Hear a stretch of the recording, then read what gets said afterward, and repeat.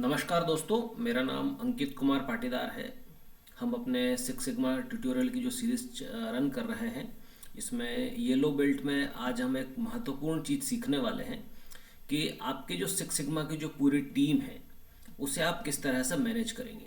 देखिए, एक टीम को क्रिएट करना और साथ ही साथ में उसे मैनेज करना, और ख़ास तौर पर सिक्स सिग्मा जैसे प्रोजेक्ट के साथ में जिसका ड्यूरेशन बहुत लंबा होता है, कम से कम ये 3 महीने 6 महीने चलता ही है। इसके अलावा कई बार ये एक एक दो दो साल तक भी चलता है।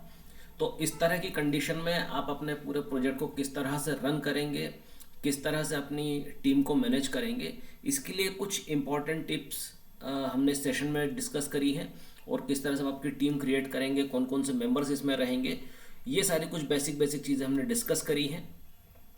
तो ज़्यादा समय न लेते हुए अब हम सीधे चलते हैं स्क्रीन की ओर।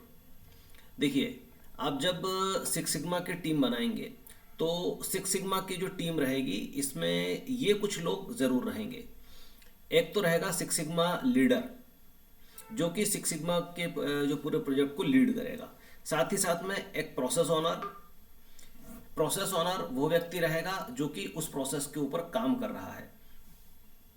उसके अलावा एक्सपर्ट, एक ऐसा व्यक्ति जिसे पूरी तरह से प्रोसेस में क्या कुछ होना है, क्या कुछ नहीं होना है, किन चीज़ों, कौन कौन से पैरामीटर्स होते हैं, जो उस पूरे पैरामीटर्स को जानता हो, जो इस तरह का एक्सपर्ट हो, जिसे हम प्रोसेस एक्सपर्ट कह सकते हैं, वो ज़रूर इन्वॉल्व होगा। Someone to manage budgeting and accounting, एक ऐसा व्यक्ति जो बजटिंग्स और अकाउंटिंग से रिलेटेड, क्योंकि आप जब प्रोजेक्ट को रन करेंगे तो इसमें कई तरह के आपको एक्सपेंसेस करने पड़ेंगे।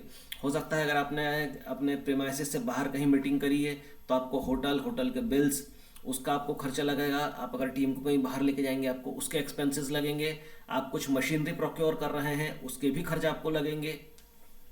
आप कुछ टूल्स को हटा रहे हैं, आप कुछ अगर पुराने गेजेस को हटा रहे हैं तो उसके भी एक्सपेंसेस लगेंगे। तो इन सभी चीज़ों की नोटिंग और बजटिंग के लिए भी आपको कुछ टीम मेंबर्स लगेंगे और कुछ अन्य तरह के टीम मेंबर्स लगेंगे एज पर द रिक्वायरमेंट। तो ये कुछ एक मोटी मोटी हमने बाउंड्री क्रिएट करने की कोशिश करी है कि कौन कौन से लोग आपके सिक्स सिग्मा प्रोजेक्ट के अंदर रहेंगे। बट ज़रूरी नहीं कि सिर्फ यही रहेंगे। इस क्वांटिटी को आप आपके ऑर्गेनाइजेशन की साइज और as per the project requirement आप इसे कम या बढ़ा सकते हैं। तो ये आपके ऊपर ही पूरा का पूरा डिसीजन रहेगा। देखिए, जो हमारी जो टीम रहेगी उसमें 3 तरह के मेंबर्स रहेंगे। पहले रहेंगे रेगुलर मेंबर। रेगुलर मेंबर वो मेंबर रहेंगे जो पूरे प्रोजेक्ट में इनिशियल टू एंड, जिस दिन से प्रोजेक्ट शुरू होगा उस दिन से लेकर जब तक आपका प्रोजेक्ट खत्म होगा तब तक जुड़े रहेंगे। ठीक है, तो ये जो इस तरह के जो रेगुलर टीम मेंबर रहेंगे, जनरली ये या तो ब्लैक बेल्ट रहते हैं या कम से कम ग्रीन बेल्ट रहते हैं, और ये पूरा का पूरा प्रोजेक्ट रन करना इन्हीं के कंधों के ऊपर रहता है। ठीक है, इनकी संख्या कई बार वेरी करती है, बट अधिकतम 5 लोग अगर रहते हैं तो प्रोजेक्ट ज़्यादा आसानी से रन हो सकता है। इसके अलावा एडहॉक मेंबर रहेंगे। एडहॉक मेंबर इस तरह के मेंबर्स जिनकी जब ज़रूरत होगी तब वो आते हैं। देखिए, सिक्स सिग्मा में हम जानते हैं कि अलग अलग फेजेस होते हैं, तो उन फेजेस में हमें सभी मेंबर्स की हमेशा आवश्यकता नहीं होती है। जब जिस मेंबर की ज़रूरत होगी वो मेंबर वहाँ पर उस वक्त आएगा, अपना कंट्रीब्यूशन देगा और चला जाएगा अपने ओरिजिनल पूल के अंदर। तो इस तरह के जो मेंबर्स होते हैं ये होते हैं एडहॉक मेंबर। उसके बाद में आते हैं resource team member. Resource team member वो मेंबर्स हैं जो पर्टिकुलरली किसी एक रिसोर्स के लिए आपको हेल्प करेंगे। जैसे आपको आईटी के रिसोर्सेस लगेंगे, तो आईटी के रिसोर्सेज के लिए किस तरह के लोगों को आपको टच करना है, कौन से आपके की पर्सन है जो आपको आईटी रिसोर्सेज के लिए हेल्प करेंगे, इस तरह के मेंबर्स।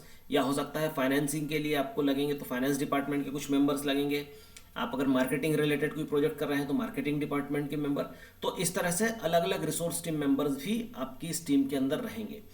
तो अगर आप आपके टीम मेंबर्स को अगर कैटेगराइज करना चाहें तो इन्हीं 3 कैटेगरीज में आप डिवाइड आसानी से कर सकते हैं।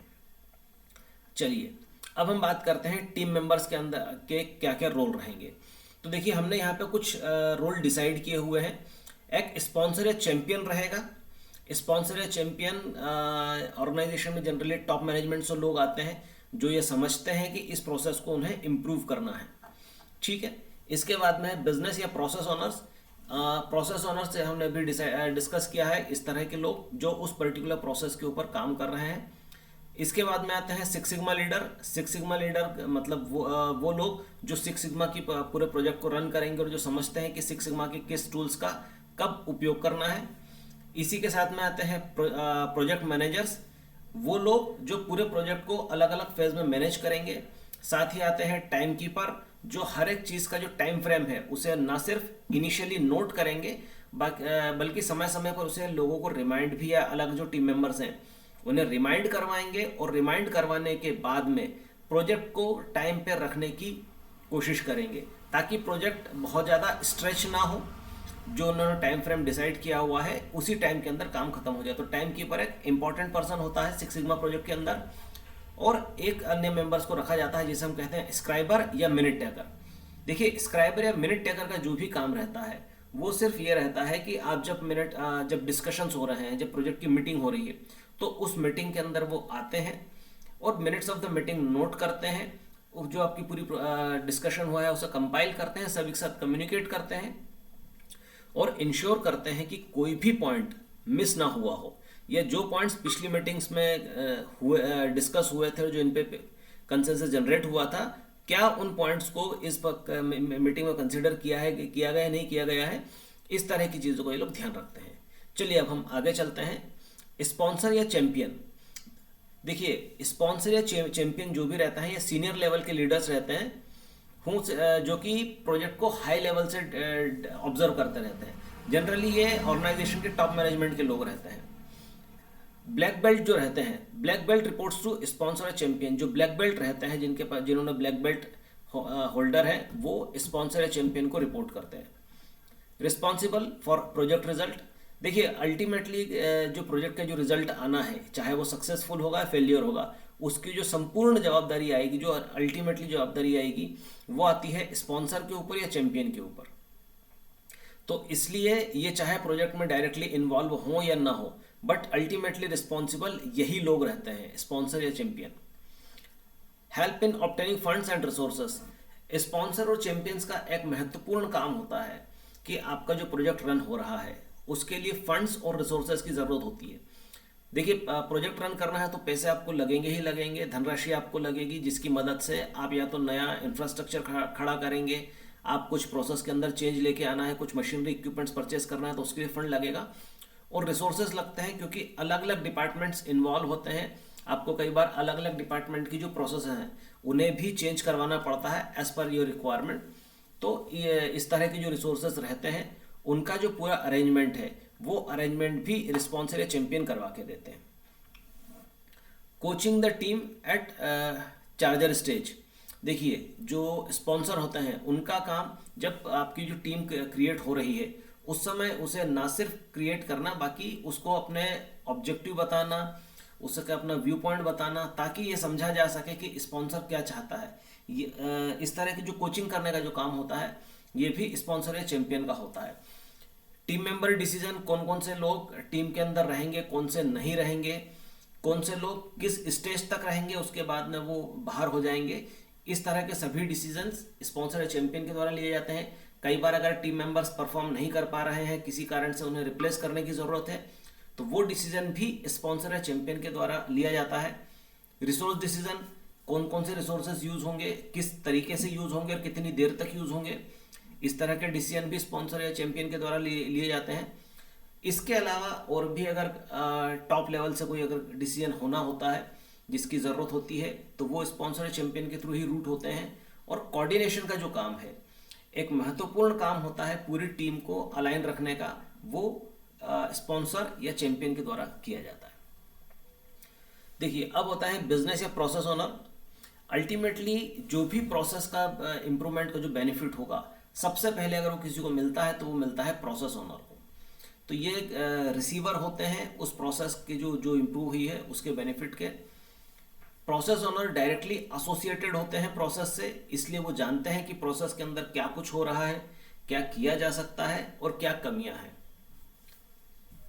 और ये जो प्रोसेस ओनर होते हैं यही वो लोग होते हैं जो अल्टीमेटली जो सॉल्यूशन डेवलप होता है सिक्स सिग्मा के प्रोजेक्ट के द्वारा, उसको सबसे पहले कंज्यूम करते हैं और कोशिश करते हैं कि इनका जो कस्टमर है वो सेटिस्फाइड रहे।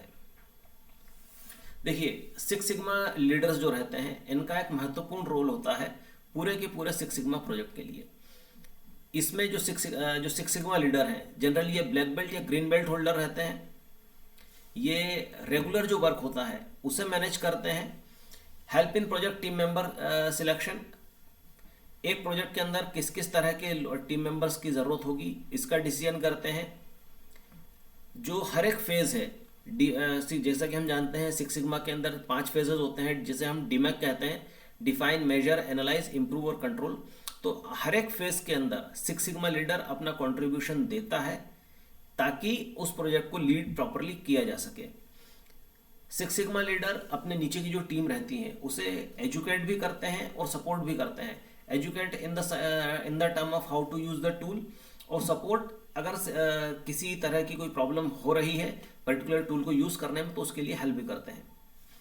सिक्स सिग्मा लीडर्स चूँकि सिक्स सिग्मा टूल्स के अच्छे एक्सपर्ट होते हैं तो इसलिए वो हर एक टूल को यूज़ करने के लिए हेल्प करते हैं।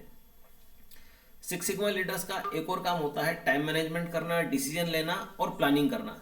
क्योंकि ये बहुत लॉन्ग ड्यूरेशन के प्रोजेक्ट्स होते हैं इसलिए प्रॉपर प्लानिंग और टाइम मैनेजमेंट बहुत ज़्यादा ज़रूरी होता है। इसलिए सिक्स सिग्मा जो लीडर्स होते हैं उनका महत्वपूर्ण काम ये भी होता है। इसके साथ ही शेड्यूल मेंटेन करना और टाइमलाइंस जो है उसे फ्रीज करके रखना। स्टैटिस्टिकल एनालिसिस का जितना भी काम होता है, क्योंकि देखिए आप जब भी किसी प्रोसेस को देखेंगे सही या देखने की या समझने की कोशिश करेंगे कि आपकी प्रोसेस में कहाँ पे फ्लॉ है, आपको कंटिन्यूस स्टैटिस्टिकल टूल्स की ज़रूरत लगेगी। इसके लिए आपको जो ये सिक्स सिग्मा जो एक्सपर्ट्स होते हैं ये इस स्टैटिस्टिकल एनालिसिस में हेल्प करते हैं। साथ ही साथ में सिक्स सिग्मा लीडर्स जो होते हैं इनका एक काम होता है जो टॉप मैनेजमेंट के लोग हैं जिसे हम स्पॉन्सर या चैंपियन कहते हैं उनके साथ में निरंतर संपर्क बनाए रखना, ताकि प्रोजेक्ट में अगर किसी तरह की कोई ज़रूरत आ रही है तो उसे फुलफिल किया जा सके, कोई हर्डल आ रहे हैं तो उसे मैनेज किया जा सके, और अगर किसी टीम मेंबर्स को रिप्लेस करने की या कुछ नए टीम मेंबर्स को जोड़ने की ज़रूरत होती है तो उसमें हेल्प कर सकें। साथ ही साथ में एक इम्पॉर्टेंट टास्क होता है सिक्स सिग्मा लीडर्स का डॉक्यूमेंटेशन। देखिए डॉक्यूमेंटेशन एक महत्वपूर्ण स्टेज है, क्योंकि बिना डॉक्यूमेंटेशन के आप किसी भी चीज़ को जस्टिफाई नहीं करवा सकते हैं। तो आपके डे फर्स्ट से, जिस दिन से आपने आपका प्रोजेक्ट शुरू किया है तब से लेकर डे लास्ट, जब तक आप अपने प्रोजेक्ट का जो सॉल्यूशन है उसे जनरेट करके सबमिट करते हैं, तब तक का पूरा काम जो डॉक्यूमेंटेशन का काम है वो सिक्स सिग्मा लीडर के द्वारा किया जाता है। इसके बाद में होता है प्रोजेक्ट मैनेजर। प्रोजेक्ट मैनेजर का जो काम होता है उनका काम एक महत्वपूर्ण ये होता है, जो मीटिंग्स होती हैं उन्हें मैनेज करना, प्रोजेक्ट को टाइमलाइन पे रखना और डॉक्यूमेंटेशन के लिए सिक्स सिग्मा जो लीडर्स हैं उनकी हेल्प करना, या उनके साथ में अगर उन्हें कुछ ज़रूरत लगती है तो उसकी काम करना। देखिए टाइम कीपर्स एक इम्पॉर्टेंट एस्पेक्ट है।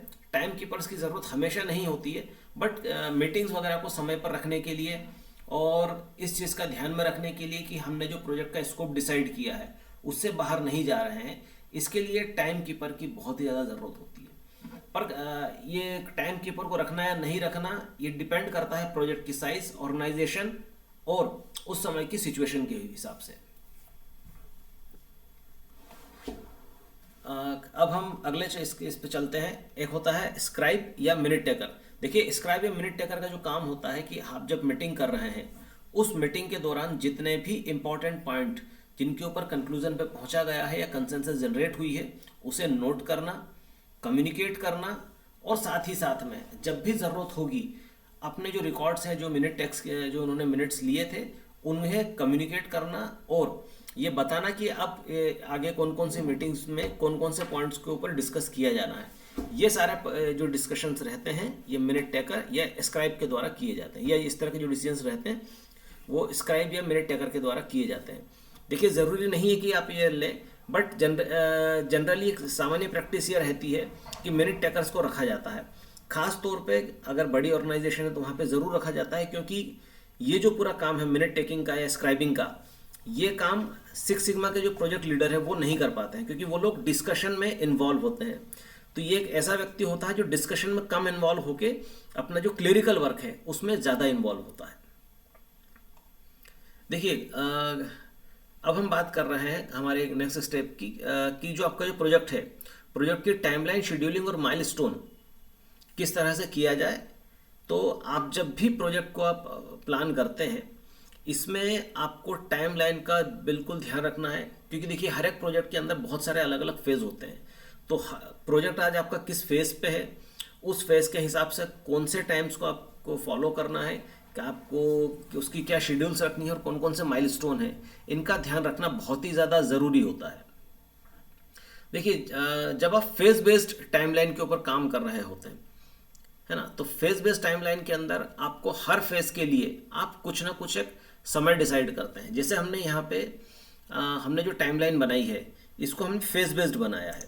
फेज़ बेस्ड मतलब हमने एक पर्टिकुलर फेज़ लिया है। जैसे सिक्स सिग्मा के अंदर 5 फेज़ हैं: डिफाइन, मेजर, एनालाइज, इम्प्रूव और कंट्रोल। हर एक फेज़ का हमने एक समय दिया हुआ है। जैसे शुरुआत के जो 3 हफ्ते हैं, ये आप यहाँ पे इस चार्ट में देख सकते हैं, शुरुआत के 3 हफ्तों में सिर्फ हम डिफाइन फेज़ के ऊपर काम करेंगे। पहले हफ्ते में तो ज़रूर हम पूरी तरह से डिफाइन फेज़ पे काम करेंगे, पर जैसे ही दूसरा हफ्ता शुरू होगा, हम डिफाइन के साथ ही साथ में मेजर के ऊपर भी काम करना शुरू कर देंगे। तीसरा हफ्ते ख़त्म होते होते हम मेजर फेज़ जो है उसी को रन करेंगे, डिफाइन फेज़ को एंड कर देंगे। और चौथे हफ्ते से हम लोगों का एनालिसिस फेज़ स्टार्ट हो जाएगा। अब आप यहाँ पे देख सकते हैं कि सेकंड फेज़ से मेजर फेज़ स्टार्ट होके छठे हफ्ते तक जा रहा है, और जो एनालिसिस फेज़ है वो चौथे हफ्ते से शुरू होकर 9वें हफ्ते तक चल रहा है। इम्प्रूव जो फेज़ है वो 9 वीक से स्टार्ट होके और 14th वीक तक चल रहा है, और जो कंट्रोल जो फेज़ है वो 14 से स्टार्ट होके और 16 तक चल रहा है। तो इस तरह से हर फेज़ के अंदर कुछ पर्टिकुलर टाइमलाइंस को ध्यान रख के इस फेज़ को रन किया जाता है।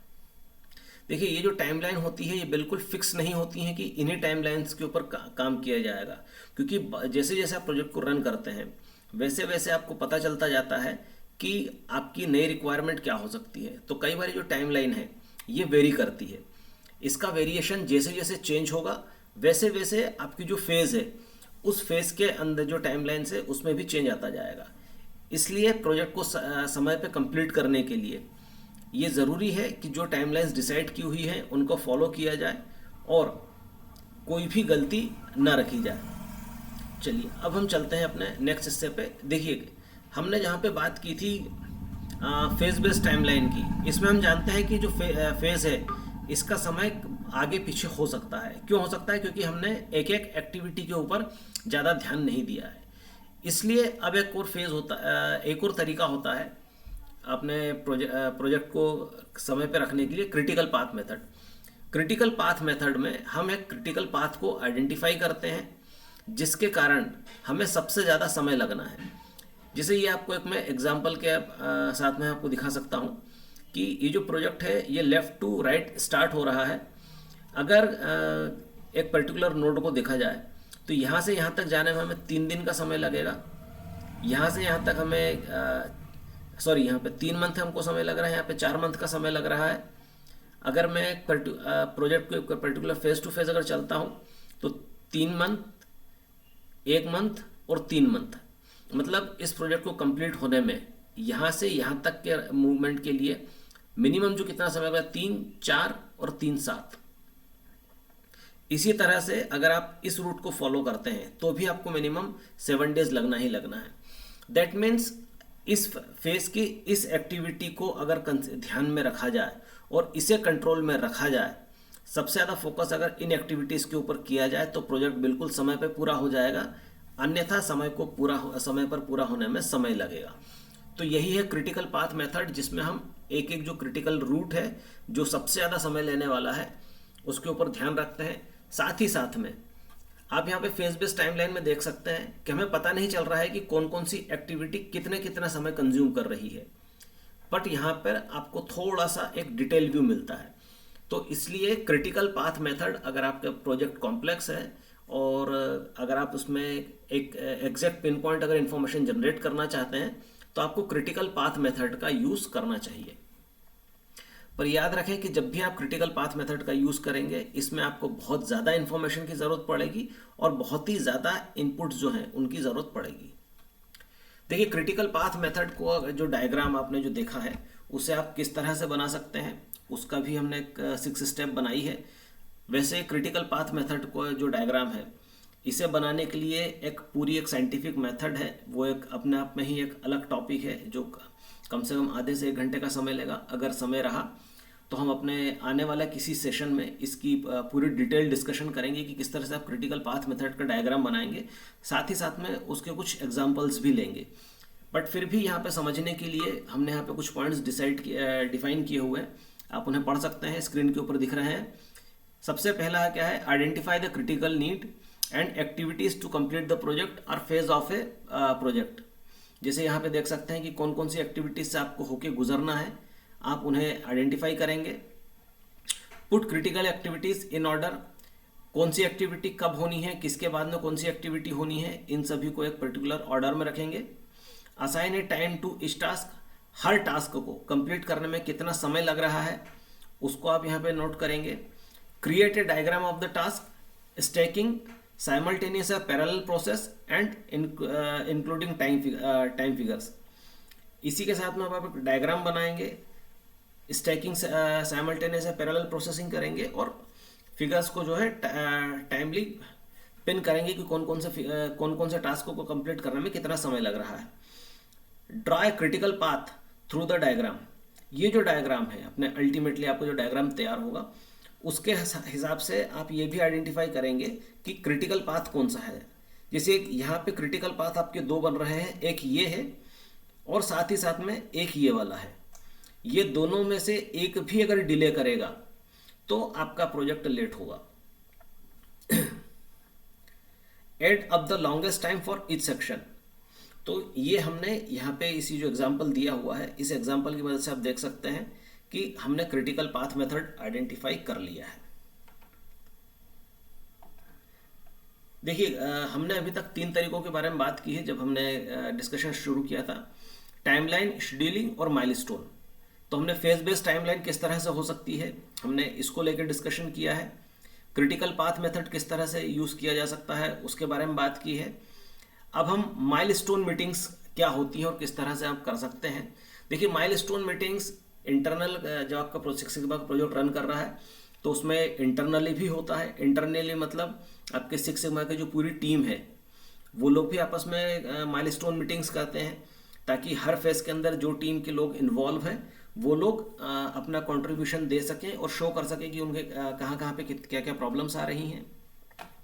इसके अलावा जो टॉप मैनेजमेंट है, टॉप मैनेजमेंट भी प्रेफर करता है कि उन्हें समय समय पर इनपुट मिलते रहें ताकि वो देख सकें कि कौन कौन सी चीज़ें कहाँ कहाँ तक पहुँच चुकी हैं। डिफाइन फेज कहाँ पर है, मेजर फेज कहाँ पर है, एनालिसिस फेज कहाँ पे है, इम्प्रूव फेज कहाँ पे और कंट्रोल फेज कहाँ पे। जैसे हमने यहाँ पे एक माइलस्टोन मीटिंग का एक शेड्यूल यहाँ पे दिया हुआ है कि जो डिफाइन फेज है वो 1 जनवरी से स्टार्ट हो जाएगा, तो 1 जनवरी को एक मीटिंग होगी। मेजर फेज 15 फरवरी को हो रहा है तो 15 फरवरी को एक मीटिंग होगी। एनालिसिस फेज 31 मार्च तक, इम्प्रूव फेज 10 अप्रैल तक और कंट्रोल फेज 1 मई तक। इन मीटिंग्स में जनरली हम 2-3 चीज़ों के ऊपर फोकस रखते हैं। सबसे पहली चीज़, क्या क्या एक्टिविटीज़ हो चुकी हैं, उनसे क्या आउटकम्स हैं, और तीसरी जिस पे सबसे ज़्यादा फोकस रहता है वो रहता है कि प्रोजेक्ट को रन करने में कहाँ कहाँ पे हर्डल्स आ रहे हैं, ताकि सभी लोग एक पेज पर रहें और जानकारियाँ सामान्य रूप से शेयर रहें, ताकि किसी को भी किसी तरह की कोई समस्या न रहे और जो प्रोजेक्ट है वो समय पर कंप्लीट हो सके। जब भी आप सिक्स सिग्मा का प्रोजेक्ट रन कर रहे हैं, इसमें बजटिंग एक इम्पॉर्टेंट एस्पेक्ट है, क्योंकि बजट्स का आपको ध्यान रखना इसलिए भी ज़्यादा ज़रूरी है क्योंकि लोग इन्वॉल्व हैं। ऑर्गेनाइजेशन ये प्रेफर करती हैं कि जितना उन्होंने इनपुट दिया है उसके अगेंस्ट में उन्हें क्या आउटपुट मिल रहा है। तो बजट का एक कंस्टेंट है। आप जब बजट के कंस्टेंट्स को लेकर चलते हैं तो आपको ध्यान रखना है कि बजट मतलब वो नहीं जो आपने सिर्फ कोई नया मटेरियल परचेज करने के लिए खर्च किया है, बट जो ह्यूमन और जो लग रहे हैं, जो टीम मेंबर्स जो इंगेज हो रहे हैं प्रोजेक्ट के अंदर, उनकी जो सैलरी जा रही है या अदर ऐसे रिसोर्सेस, आप अगर मीटिंग्स कर रहे हैं तो चाय पानी का खर्चा लग रहा है, अगर आप बाहर मीटिंग कर रहे हैं तो उसका खर्चा लग रहा है, तो वो सारा भी एक जो है बजट का ही हिस्सा है। तो इसलिए अंडर बजट ही काम करना होता है, इसका विशेष तौर पे ध्यान रखें। देखिए किसी भी प्रोजेक्ट का सक्सेस और फेल्यूर जब तक आप इसे नापेंगे नहीं, आप इसे जस्टिफाई नहीं करवा सकते हैं। तो सबसे पहली चीज़ आपको जो मेजर फेज है, हमने जो टॉपिक का नाम दिया हुआ है कि डिफाइन मेजर ऑफ सक्सेस, आप प्रोजेक्ट को कब सक्सेसफुल कहेंगे, इस चीज़ को आपको हमेशा मॉनिटर करता रहना है हर फेज के अंदर, और कहाँ कहाँ तक आप पहुँच चुके हैं अल्टीमेटली आप सक्सेसफुली आपके रिजल्ट जनरेट करने के लिए। क्योंकि जब भी टॉप मैनेजमेंट आपसे पूछेगा कि आपका प्रोजेक्ट सक्सेसफुल रहा या फेल्यूर, आपके दूसरे टीम मेंबर्स जब भी आपसे पूछेंगे सक्सेसफुल रहा या फेल्यूर, तो उसमें ये जो मेजरमेंट है, ये मेजरमेंट आपकी ज़रूर मदद करेगा।